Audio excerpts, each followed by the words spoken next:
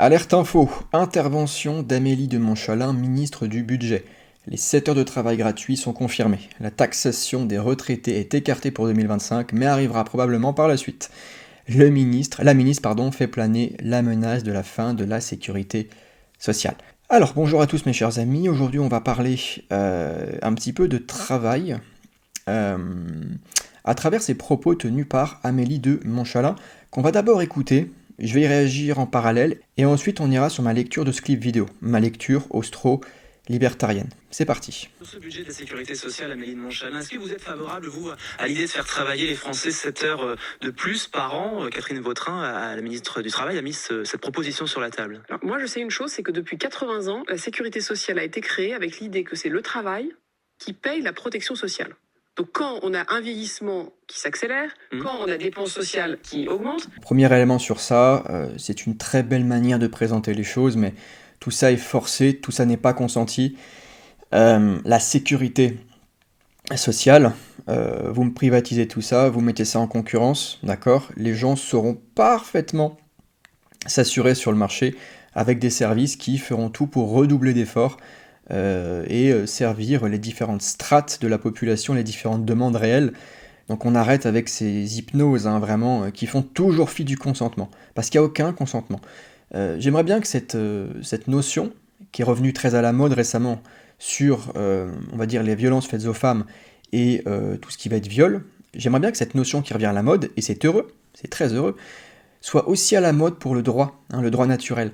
Donc il n'y a aucun respect du DN, on va dire, droit naturel, voilà, DN, dans ce processus collectiviste en fait. C'est du pur collectivisme qui sert à légitimer la présence et l'action d'État.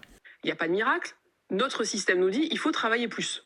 Il faut travailler en plus d'heures, il faut travailler plus dans la vie, il faut qu'il y ait plus de gens qui travaillent. Mais ce que je vois aussi...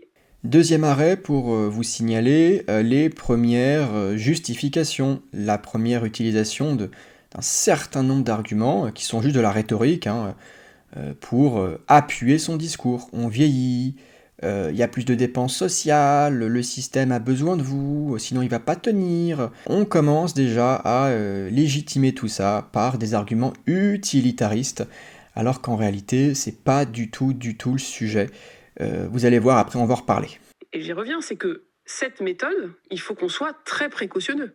Parce que si tout ne repose que sur le travail, on voit aussi la conséquence. Perte de compétitivité des entreprises, perte de pouvoir d'achat pour les salariés. Donc le bon débat, c'est comment on crée plus de travail. Vous savez, il y a eu 2 millions d'emplois créés depuis 2017. Et ça, c'est une très bonne nouvelle. Encore une fois, faites bien gaffe aux mots qui sont employés par ces gens. J'aime pas utiliser le mot travail, parce qu'on sait très bien en économie que le travail n'a aucune valeur intrinsèque. Le travail n'est qu'un vecteur, c'est qu'un moyen. D'accord, le travail pour le travail n'a aucun sens ontologiquement.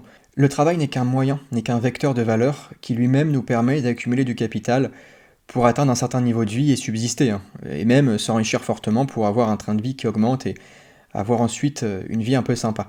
Le travail n'est qu'un vecteur, il n'a aucune valeur en soi. Aucune, il n'y a pas de valeur travail. Donc j'aime pas trop parler de travail, moi. Quand elle dit que le but du jeu c'est d'avoir plus de travail, j'aime pas trop cette expression-là. Non, le but du jeu, c'est que y ait de la productivité. C'est que les gens puissent trouver leur place sur le marché, être créateurs de valeur, produire de la richesse par la production et l'échange, et ainsi pouvoir accumuler et prévoir pour demain. Et donc là, ça nous renvoie à la préférence temporelle. Préférence temporelle pour le futur. D'accord ? Ce qui est un constituant, un ciment de la civilisation.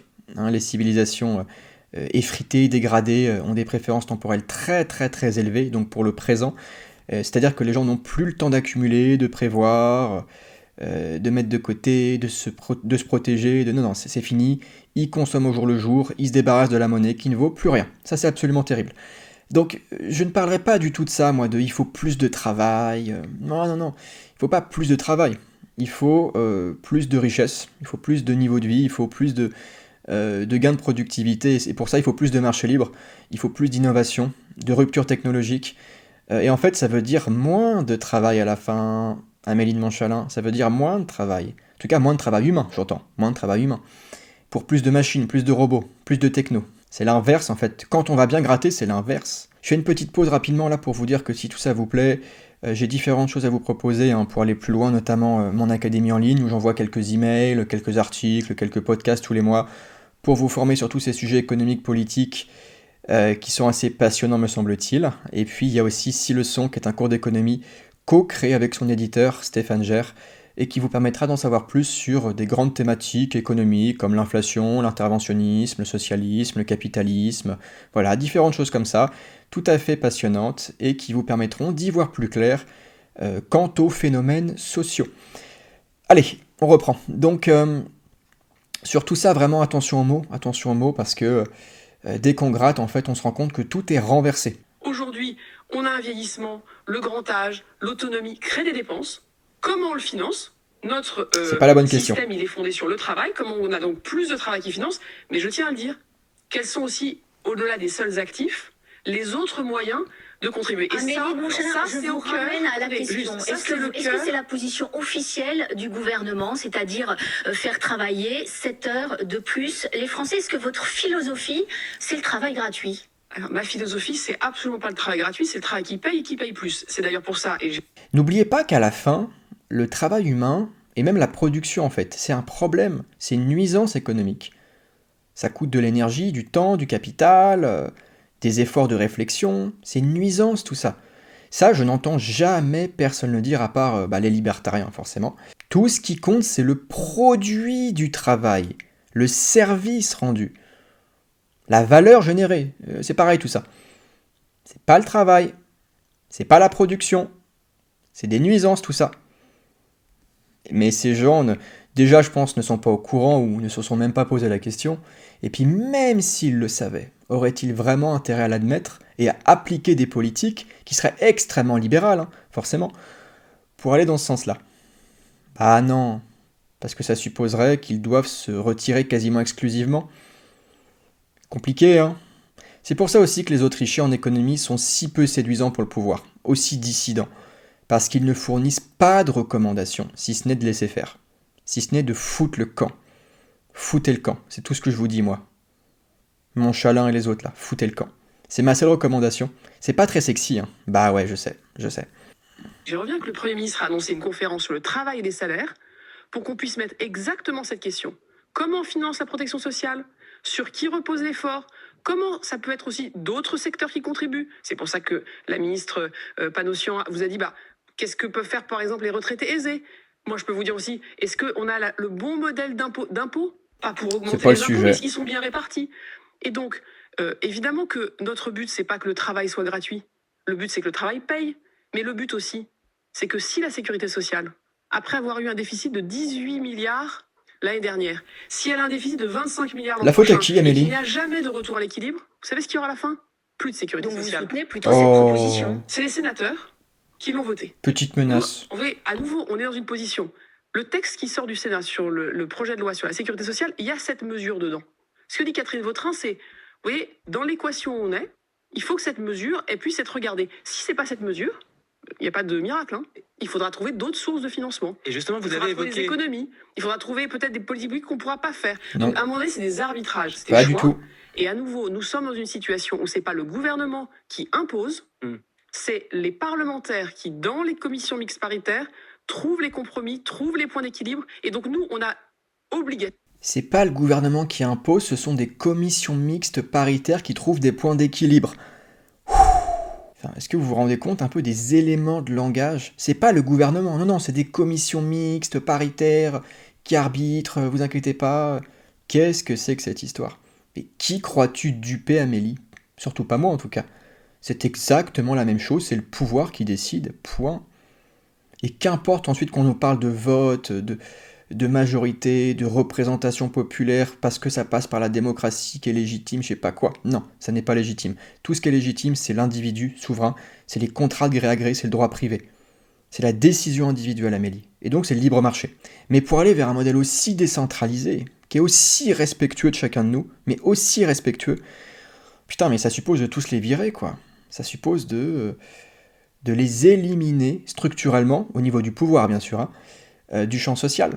Et ça suppose ensuite de les réintégrer, tous ces gens, à l'appareil productif, au marché, pour enfin qu'ils participent à l'effort de création de valeur. Hein, Amélie ?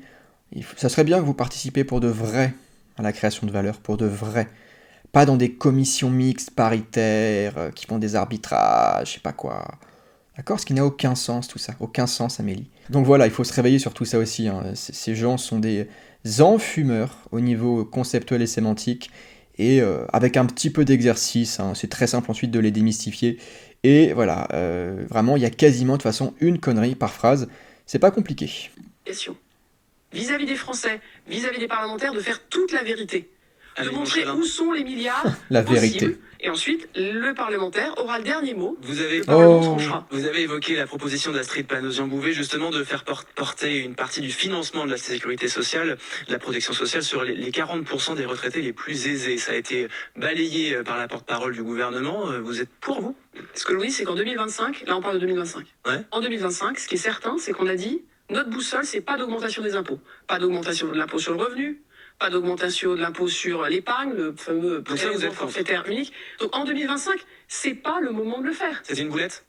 Mais c'est que la ministre du Travail ouvre un débat, comme je vous l'ai dit, tout à fait légitime sur, à la fin, si tout est payé par les seuls actifs, par les seuls travailleurs, il n'y aura plus de travail, il n'y aura plus rien qui marchera dans notre pays. Elle a raison. C'est un bon débat. La question, c'est que, je vous dis, pour 2025, là, on est dans le budget qu'on est en train de faire, cette mesure n'est pas prévue, on ne peut même pas l'introduire parce qu'elle n'est pas dans les débats, donc c'est pas un débat pour aujourd'hui. Peut-être plus tard. Vous l'écartez. Ce que je redis, oui, pour 2025, c'est écarté. Pour la suite, je pense que c'est un bon débat, et c'est le débat que le Premier ministre a souhaité mettre sur la table avec cette conférence sur le travail et les salaires. Pour la suite. Comment dans notre pays, le travail paye plus, et comment le travail, et pas que le travail, paye la protection sociale. Cette année, c'est pas la question d'aller plus loin sur les impôts et les taxes, mais pour la suite, on verra. Hein, c'est comme les retraités, on verra pour la suite. Pour la suite. N'oubliez jamais que l'État, donc je l'ai dit au début, est un menteur ontologique. Étant illégitime, il faut tout le temps qu'il enfume les foules pour les rallier à sa cause. Il n'a pas le choix. Ce qui n'est pas coercitif maintenant, ou ce qu'on vous épargne plutôt maintenant, ne vous sera pas épargné plus tard, en réalité. Tout comme, variante, hein, les mesures temporaires sont bien souvent définitives. Mais oui, bah ouais. Et les occasions de crise sont parfaites pour ça. Pour faire des tests à grande échelle, un peu comme sur des rats de laborie, et pour pérenniser des lois d'exception, des lois contextuelles, je sais pas quoi. Non, ça reste. D'accord? C'est tout. Et cela pour contrôler toujours mieux leur parc humain et garder le contrôle par rapport aux évolutions des mentalités, par rapport au réveil populaire, par rapport aux discours émergents qu'il faut faire taire. Toute dissidence doit être effacée, d'accord? Calmée en tout cas, calmée au minimum. Bon, donc ils n'ont pas le choix. Allons un peu sur le fond, sur tout ça. Moi j'appelle ça littéralement du servage organisé. Et j'ai bien dit servage. Vous travaillez la plupart de votre vie pour l'État et c'est de pire en pire. Hein, CF par exemple, le jour de la libération fiscale, CF, le taux de prélèvement obligatoire, CF, les tentatives à chaque fois d'aller plus loin dans la législation, dans le droit public, qui va s'incruster dans toutes les strates de votre existence. D'ailleurs, quand on va un peu loin parfois dans le droit français, juste pour s'amuser et pour aller chercher des exemples un peu alambiqués, on tombe sur des lois et sur des contraintes qui sont folles, absolument folles. Des choses qui n'ont... Enfin, on se dit c'est pas possible, Si, c'est possible. Et donc là, ces 7 heures en plus, non rémunérées, hein, bien sûr, elles s'inscrivent parfaitement dans ce processus d'asservissement, dans ce processus d'esclavagisme de droit public, au nom d'un sauvetage, d'un pays qu'ils ont eux-mêmes démantelé. Ça c'est magique, hein. Ce sont eux qui nous ont mis dans cette panade économico-sociale et politique, et ce sont eux qui nous demandent de travailler plus pour nous en sortir. Pourquoi ? Pour rester en place, pour se relégitimer, pour garder les rênes, tout simplement. D'accord ? Ils veulent pas que tout s'effondre, parce que, faut bien qu'ils restent un minimum en place, quoi, qu'ils gardent leurs privilèges. Donc, il faut qu'ils trouvent des solutions. Et donc là, ils sont en train de paniquer, entre le grand mouvement de fond libéral-conservateur et les problèmes budgétaires et de déficit, et le niveau de vie qui baisse, et donc les revenus, hein, bien sûr, qui baissent. Faut trouver des solutions, quoi. Donc, ils sont en train d'aller chercher l'argent partout où ils peuvent, ce qui ne fera évidemment qu'ajouter du mal au mal. Hein. C'est même pas la peine de développer sur ça. L'État ne peut créer que des effets pervers. Nous sommes dans des économies artificielles.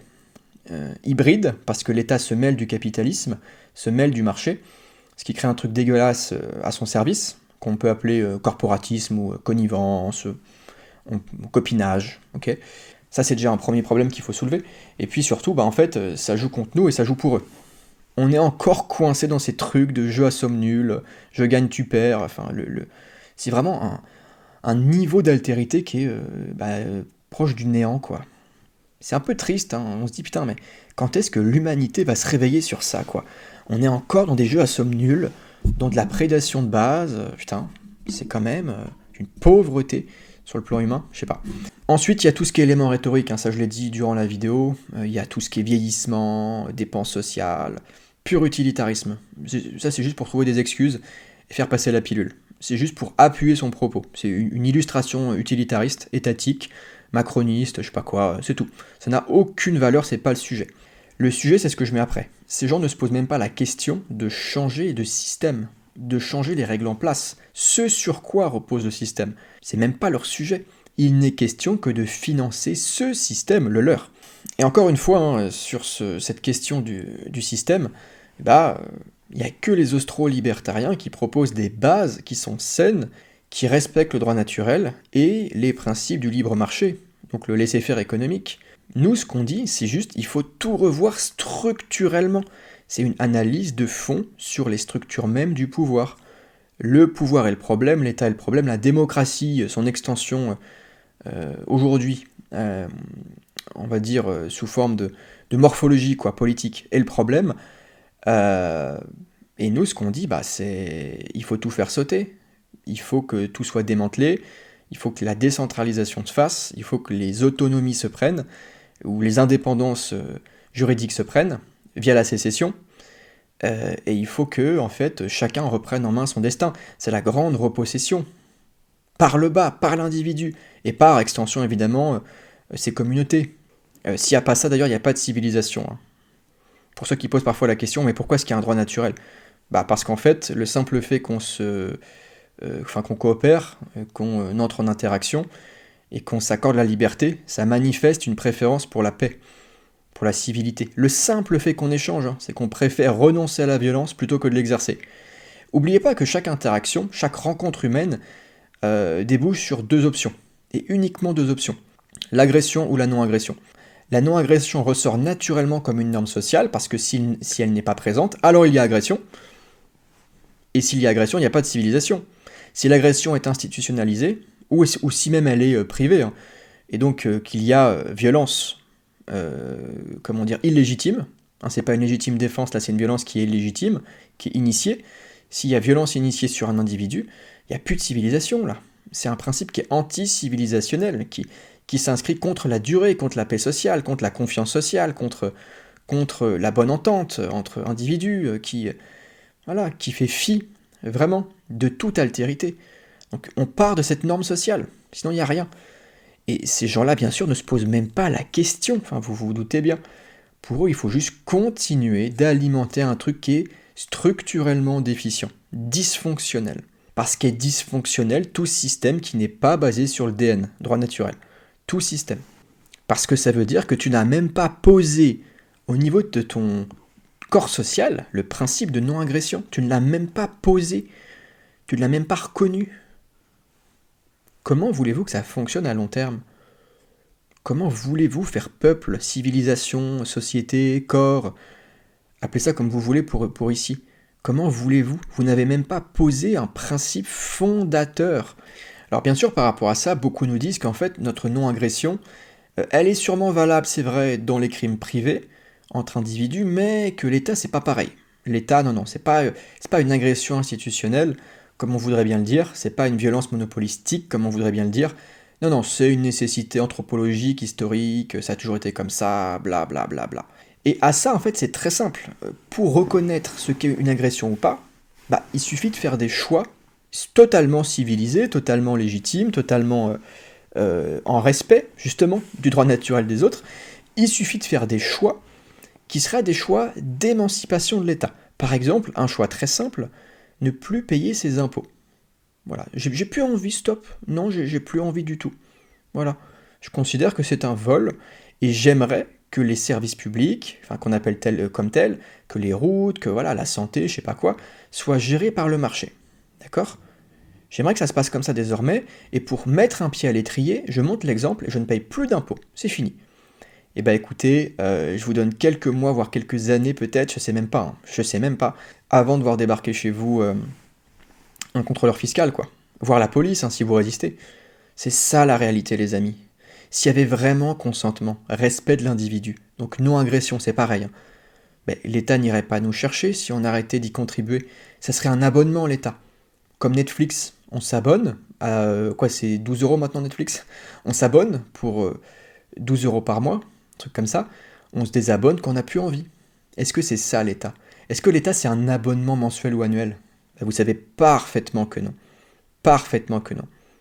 Donc il n'y a pas de contrat social, ça n'existe pas. C'est ce qu'on appelle un mensonge collectif. Ce qu'on appelle c'est un allant de soi, quelque part, qui tient cette culture humaine, parce que vraiment c'est très très globalisé. Il y a très très très très peu de zones du monde qui y ont déjà échappé, même si des exemples existent, et on pourrait en reparler si vous le désirez. Mais c'est un truc qu'on a posé et qu'on continue de croire. On est encore en fait prisonnier d'un pré-rationnel social à cet endroit-là. On n'arrive même pas à penser le consentement individuel. On n'arrive même pas à penser la décentralisation. On est encore coincé en 2025, vraiment, sincèrement, dans de la croyance magique collective à l'endroit social, quoi. Donc sur le plan social plutôt, sur le plan social. Donc de la société, de l'organisation humaine, ok ? Bon, voilà, et ça continue, ça marche.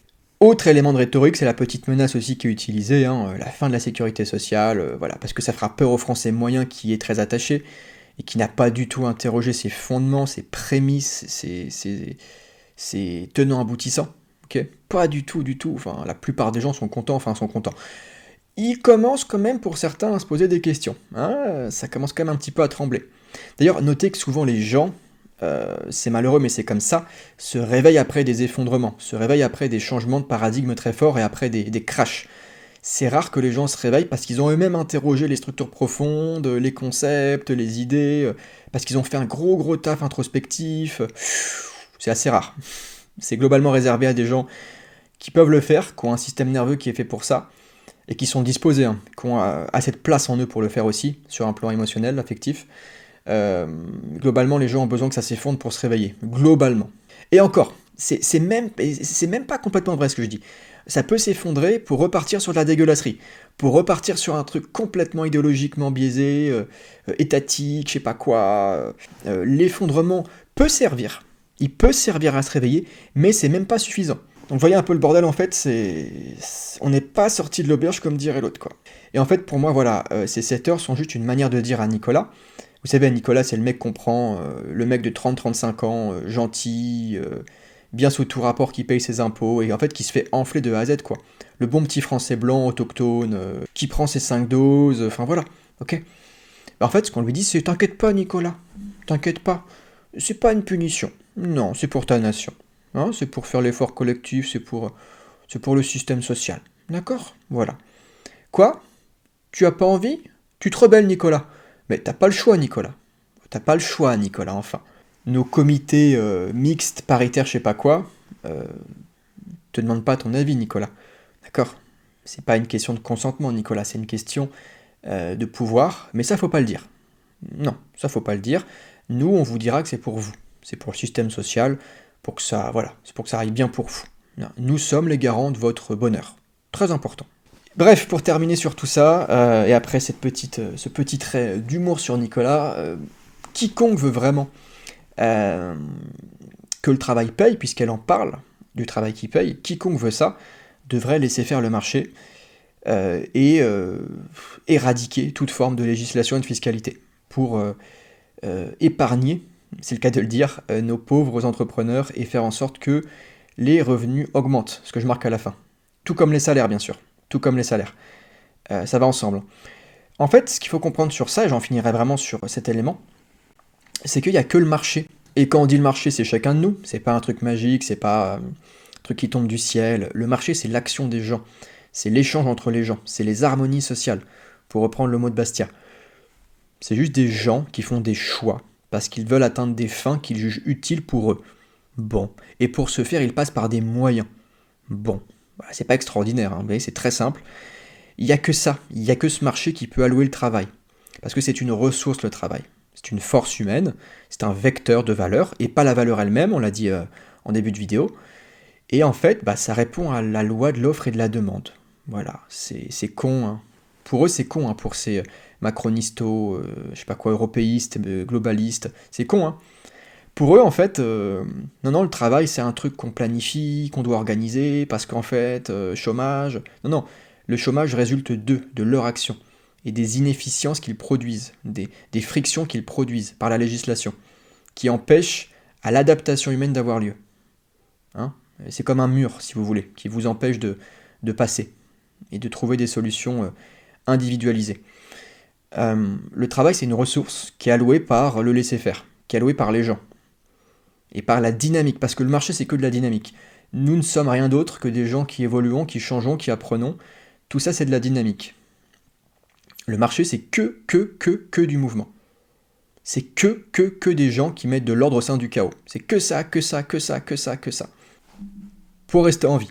Et si possible quand même, pour avoir un train de vie sympa. C'est toujours mieux. A priori. Et pour la plupart des gens. Bon. Quoique, certains décident volontairement de se mettre dans des situations compliquées et de vivre comme des ascètes, et pourquoi pas, pas de souci. C'est un choix humain, pas de souci avec ça. Donc voilà, laissez faire, c'est un marché, d'accord, et vous verrez que les profits augmenteront. Bah ouais, quand on est moins pris à la gorge, forcément ça marche mieux. Quand il y a moins de législation uniformisée, arbitraire, qui font complètement fi des réalités économiques, ça marche mieux. Quand on laisse les contrats se faire de gré à gré, ça marche mieux. Quand on laisse faire les gens, ça marche mieux. Ouais, donc forcément, les salaires iront aussi vers le haut, quoi. Et chacun en ressort gagnant. Voilà. Donc on va s'arrêter là pour aujourd'hui, chers amis. J'espère que ça vous aura plu. Si c'est le cas, faites-le moi savoir avec un pouce vers le haut. N'oubliez pas également de vous abonner pour ne pas manquer les prochaines vidéos sur Arthur Minès. Quant à moi, j'ai plus qu'à vous dire merci pour votre écoute et à vous dire à la prochaine. Ciao!